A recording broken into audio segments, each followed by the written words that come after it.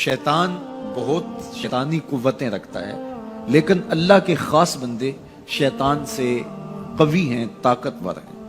حضرت ابو ہریرہ رضی اللہ تعالیٰ عنہ سے معروف روایت ہے، فرماتے ہیں کہ صدقے کے مال میں حضور نے مجھے امین مقرر کیا، پہرے دار مقرر کیا۔ تو کہتے ہیں میں پہرے پہ تھا، ایک شخص آیا، اس نے چادر بچھائی اور جلدی جلدی سے وہ غلہ، وہ کھجوریں، وہ مال اپنے کپڑے میں ڈالنے لگا۔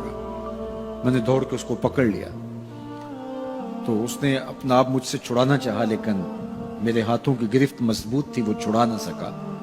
اس نے کہا کہ میں کثیر العیال ہوں، میرے چھوٹے چھوٹے بچے ہیں، تو بھوک نے مجھے چوری پہ مجبور کیا، میں کوئی پیشہ ور چور نہیں ہوں۔ کہتے ہیں مجھے ترس آ گیا، میں نے اس کو چھوڑ دیا۔ خیر رات گزر گئی، صبح ہوئی، حضور کی خدمت میں حاضر ہوا تو آقا کریم نے فرمایا کہ ما فعل اسیرک البارحہ، ابو ہریرہ رات والے چور کا کیا بنا؟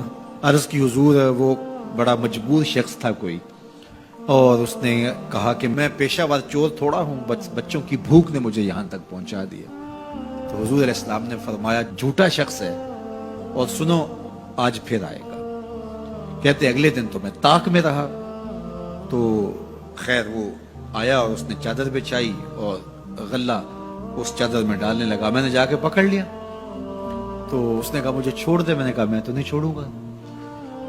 اس نے کہا کہ مجھے چھوڑ دے، منت سماجت کی اور بہت ترلے کیے، تو کہتے میرے دل میں پھر ترس آ گیا، میں نے پھر چھوڑ دیا۔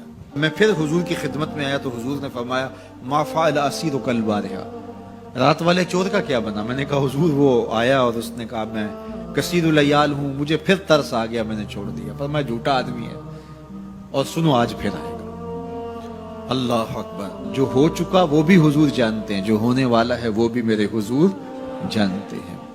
یہ اللہ نے اپنے محبوب کو شان دی ہے۔ تو کہا آج پھر آئے گا۔ کہتے ہیں میں طاق میں تھا کہ وہ آیا، اس نے چادر بچھائی اور غلہ ڈالنا شروع کر دیا۔ تو کہتے ہیں کہ میں پھر پکڑ لیا۔ میں نے کہا آج تو نہیں چھوڑوں گا، آج تو تجھے حضور کے پاس لے کے جاؤں گا۔ تو جب اس نے ترلے کیے، منتیں کی، میں نے کہا نہیں نہیں آج تو کوئی بات نہیں چلے گی۔ ایک دن ہو گیا، 2 دن ہو گیا، اب تیسرا دن ہے۔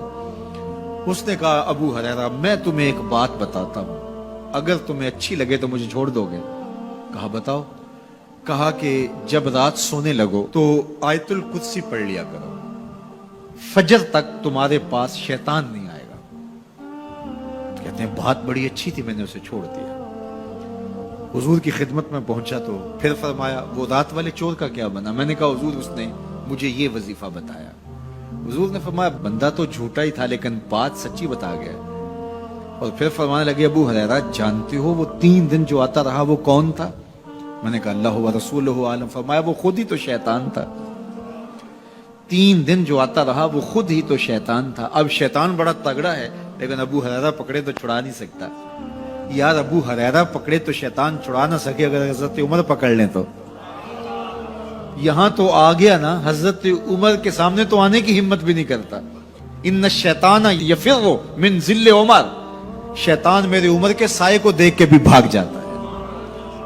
تو شیطان بڑا طاقتور ہے، بڑا قوی صحیح، لیکن اللہ کے مخلص بندوں کے مقابلے میں وہ بہت کمزور ہے۔ اس لیے اس راستے پہ اگر چلنا ہو تو کسی طاقتور کے ساتھ چلیں تاکہ یہ کمزور سمجھ کے حملہ آور نہ ہو جائے۔ تو ہم نماز کے اندر جب کھڑے ہوتے ہیں تو اس وقت اللہ سے سیدھی راہ جو مانگ رہے ہوتے ہیں، تو یہ نہیں مانگ رہے ہوتے کہ سیدھی راہ دکھائی دے، ہم دیکھ چکے ہیں حضور کے صدقے سے تبھی تو کلمہ پڑھا ہے، سیدھی راہ دیکھ چکے ہیں تبھی تو وضو کیا ہے، سیدھی راہ دیکھ چکے ہیں تبھی تو کانوں تک ہاتھ لگا کے ہاتھ باندھے اس کی حضور کھڑے ہیں اور رخ قبلہ کی جانب کیا ہے، دیکھ چکے ہیں۔ لیکن آج نماز کے اندر ہم یہ کہہ رہے ہیں اہدنا الصراط المستقیم، مالک راہ دیکھ تو چکے ہیں لیکن پہنچنا بڑا مشکل ہے، راستے میں شیطان بھی کھڑا ہے، نفس بھی کھڑا ہے، کہیں راستہ خراب نہ ہو جائے، ساری زندگی کی کمائی کہیں لٹ نہ جائے۔ اس لیے اللہ سے مانگا کہ مالک ہم کمزور ہیں، ہمیں کوئی مان نہیں ہے کہ ہمیں راستہ دیکھ لیا تو منزل پہ پہنچ جائیں گے، قدم قدم پہ شیطان ہے، نفس موجود ہے، مالک تو دستے کرم بڑھا اور ہمیں منزل تک پہنچا دے۔ اور جب وہ کرم کرے گا تو پھر پہنچتے ہوئے دیر نہیں لگے گی۔